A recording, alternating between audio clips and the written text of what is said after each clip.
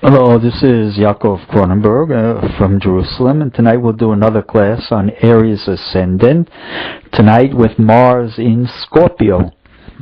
Scorpio in an Aries ascendant, Mars in Scorpio fall in the 8th house.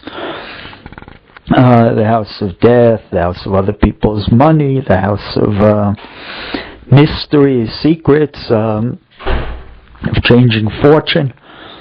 The house of change. Sometimes it's considered a bad house. The Indians say it's a bad house because it's the house of change, and people just don't like to change, right? They don't like surprises. They like things to keep going the way they're going. And but in any case, here when you have Mars in the 8th house in Scorpio, first of all, Mars here is in honor. Right? Mars works good in a Martian sign. And the 8th house is in Adam Rishon's chart, has Scorpio on the ascendant also, has Scorpio on the 8th house cusp, and so it's in a house that's matim lo, right? Mars in the house of death, the knife kills, right? So he doesn't feel not at home there, he feels at home. Right? It's a little problem with the ascendant, and the ascendant is also Martian, right? So it's going to be a person who's going to be double Martian. He's got his ascendant in Mars, ascendant in Aries, a Martian sign, and he's got Mars in Scorpio, also Martian. So the person becomes a very Martian type of personality. And so again, always is how you use your Mars. You know, the Talmud says always, you can't change your Martian nature, but what you can do is upgrade it. It says person has a heavy Mars, they should become maybe a doctor or a mohel, somebody, who performs circumcisions, or a shochet, somebody who, ritually slaughters animals. You use it for a holy purpose, the Mars, but you can't, it's hard to change the Martian nature.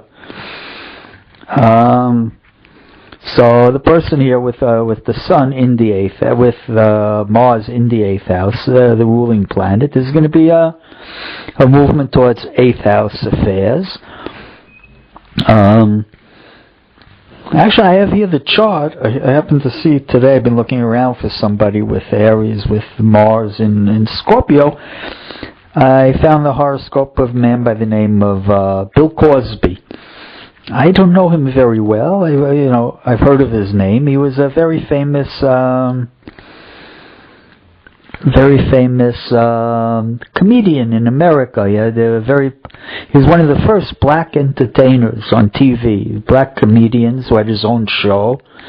Probably the first black who ever had their own show on TV. And he was also a writer. He wrote books. He wrote very popular books on, child raising, humorous books on child raising and things like that. And he also was,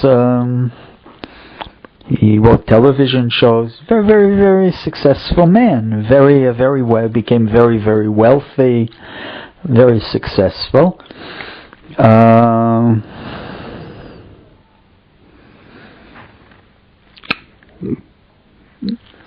And so if you look at his chart, you don't really see it from the ascendant, but he must have had a lot of obstacles in growing up. He grew up in the slums, and he had a tough time dealing with people, and I guess he learned the ropes, and he became a very successful man. And so you see that Mars in the 8th house, he had a lot of obstacles.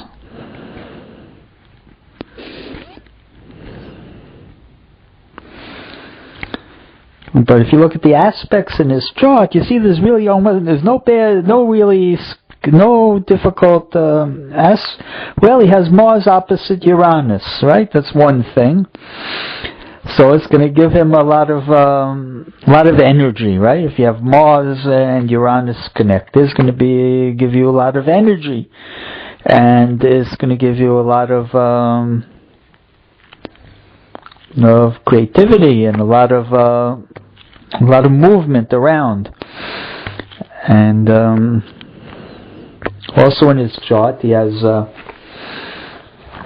And they're both in the house of money, right? So you see, if you look at his chart, really, if you say the Mars in the 8th, he wanted money, this man, right? When you have the ruler in the 8th, there's going to be a movement towards money. So if the person is an Aries rising with Mars in the 8th, there's going to be a desire to make money, to get money from other people. He also has the Uranus opposite it, and we talked about. And he also, if you look at his chart, what's more important, I think, because the Uranus aspect is pretty loose, 7 degrees apart. If you look at the more tight aspects, he's got the Sun exactly trine to his Mars. Of course, the Sun is going to bring success and honor to him, right? When you have the ruler of the ascendant attached to the Sun, it brings honor, it brings kavod, it brings glory, right? So he became very famous, and he also got Mercury in a very tight aspect to the ascendant ruler. So it gives him that writing ability, that he wrote books, right? Because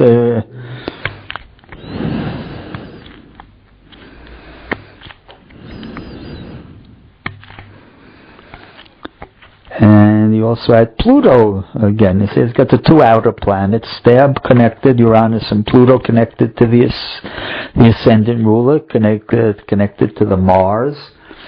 And so that's going to give him a desire to be more than he's capable of, a desire for, like a unconventional type of life. And he's got that Mercury so powerfully connected to the ascendant, and the Sun is going to be that writing ability, communication ability, a very good communicator, right, if you have them.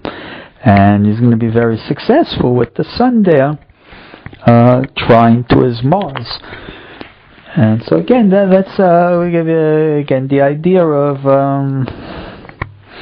and if you look at this chart, he also has the Sun exactly trine to the square to the ascendant. So you see, there's going to be a tremendous amount of success indicated in the chart, especially in the second half of life as he got older, right, with the Sun in the 4th house, the end of life.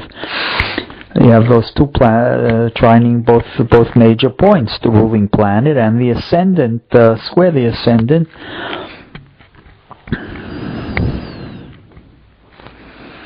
And also Mercury is square the ascendant, so he had those two planets tremendously powerful.